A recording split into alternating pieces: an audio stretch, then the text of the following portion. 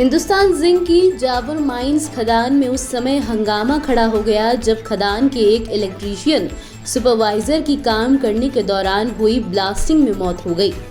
इसकी सूचना जब माइंस के अन्य कर्मचारियों और मृतक के परिजनों को मिली तो सभी लोग मौके पर पहुंचे।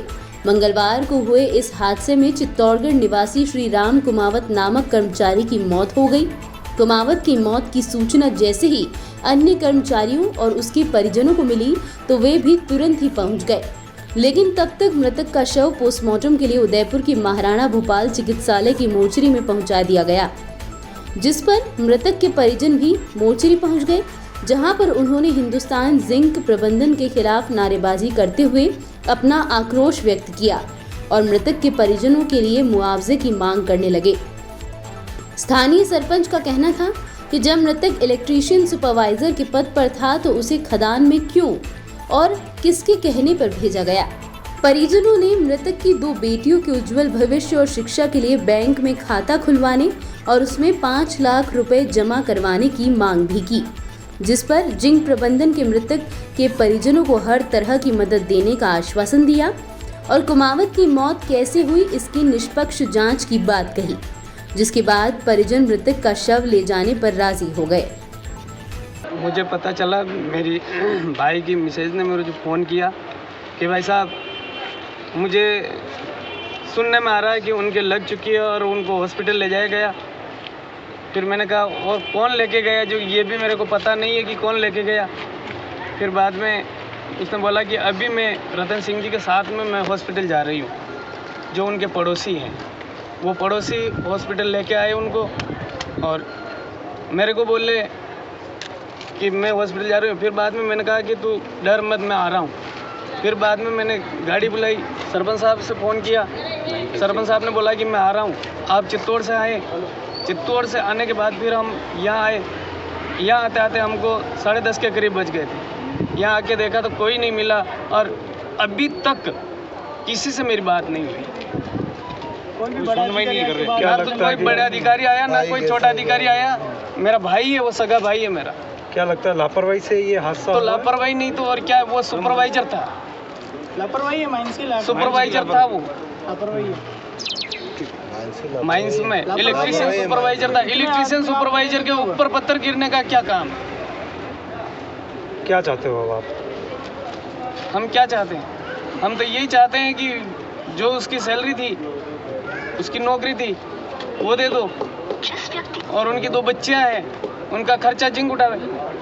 और ये मेरे गांव के पड़ोसी गांव के, मेरी पंचायत के गांव एक सज्जनपुरा, वहाँ जो श्री राम कुमावत के साथ जो हादसा हुआ, माइंस के अंदर एक पत्थर गिरा काम करते हुए और इलेक्ट्रिक डिपार्टमेंट का वो हेड था जो इलेक्ट्रिक संबंधी काम देखता, उसको माइंस में जाने की जरूरत नहीं थी, पर वहाँ के अधिकारियों ने ज़बरदस्ती उसके ऊपर दबाव बनाकर उसको माइंस के अंदर भेजा और माइंस के अंदर से पत्थर खिसका और जो उसके सिर में लगा हेलमेट भी टूट गया और उसका पूरी तरह सर विषिक्त हो गया उसका और उसकी डेथ हो गई। और उसके साथ में 2 बच्चियाँ थी और वाइफ थी। उसको सरकारी क्वार्टर उसके माइंस के अंदर ही मिला हुआ है। उसको लेके वो हॉस्पिटल में आया, गीताली डेथ सर्टिफिकेट जारी किया है, उसको कहा कि मर चुका है और उसको मोर्चरी में रख दिया गया और उसकी वाइफ को हॉस्पिटल के बाहर बिठा दिया गया। और कुछ देर बाद उनके मामा जी आए और डेड बॉडी को धीरे से जनरल हॉस्पिटल में लाके शिफ्ट कर दिया। और उसकी जब हम गांव वालों को पता चला 7:30-8 बजे, हम 10 बजे 10:30 बजे जब हॉस्पिटल पहुंचे गीताली, उसकी वाइफ और बच्चियां वहीं बैठे बैठे रो रहे थे। सबसे पहले मेरा विरोध इस बात का है कि एक भी माइंस वाले ने ये नहीं कहा तुम चाय पी लो, ऐसा करो वैसा करो। उनके साथ कोई लेडीज़ नहीं थी, कोई आदमी नहीं था, सिर्फ बेचारा एक उनका दोस्त है कृष्णा, वो साथ दे रहा था, बाकी उनके साथ कोई भी नहीं था। पहली बात तो हमारा विरोध एक इस बात पे है। सेकंड, इतना बड़ा हादसा हुआ, उसके अंदर इतने बड़े अधिकारी हैं, वो हैं, उनको रुकना था। हम गांव वाले तब तो हमारा इंतजार करना था। और अभी घड़ी में 11 बज गई है, शाम को 6 बजे 5 बजे डेथ हुई, अभी तक हमसे कोई बड़ा आदमी बात करने नहीं आया। अभी कुछ छोटे मोटे 2 लोग आए, थाने का पुलिस वाला है, आप गाड़ी लगा देते हैं, आप ले जाओ। क्या हम ऐसे कैसे ले जाएं? ये उनका भाई है, बेचारा मजदूरी करता है, गरीब आदमी है, उसकी 2 बच्चियाँ हैं, उसकी मम्मी पैरालाइज है, श्री राम की मदर, घर में इकलौता लड़का जिसने IT हमारे सज्जनपुरा के अंदर करी, जिसने उसने कर रखी है, और एक इनका छोटा बच्चा, उसको भी वो श्री राम ही पढ़ा रहा था। क्या मांग है आप लोग? सर हमारी ये मांग है, एक तो उसकी जितनी नौकरी की तनख्वाह बाकी है, आज जैसे उसने 10 साल नौकरी कर ली, अब कितने साल नौकरी करता वो तनख्वाह हमें दे दे, और फिर जो हमारी माइंस मदद करे वो हम लेने के लिए तैयार है। उसके भी 10 साल ही हुआ, अभी कम से कम 30 साल की नौकरी बाकी है, उसकी 50,000 सैलरी थी। क्या लगता है लापरवाही थी माइंस के अंदर? सर वो तो इलेक्ट्रिक आदमी था, वो तो बाहर लाइट संबंधी काम देखेगा, माइंस के अंदर उसका क्या काम है?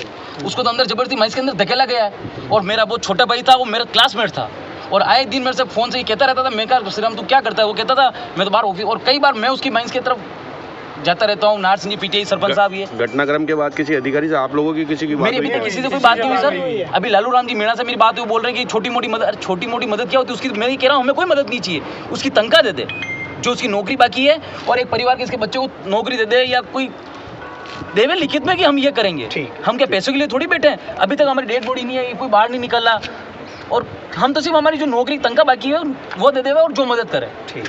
बहुत खेद है कि हमने हमारा साथी खोया है, और वो एक हमारे परिवार के सदस्य की तरह ही था, और हम इस बात के लिए कर्मबद्ध हैं कि उनके परिवार को जितना हो सकता है हमारी तरफ से हम बेस्ट दिलाने की कोशिश करेंगे। हमारे हिंदुस्तान जिंक में हमारी खुद की एक यूनियन है, और एक हमारा रूल है जो कि कंपनसेशन से रिलेटेड है, जो कि LTS कहलाता है।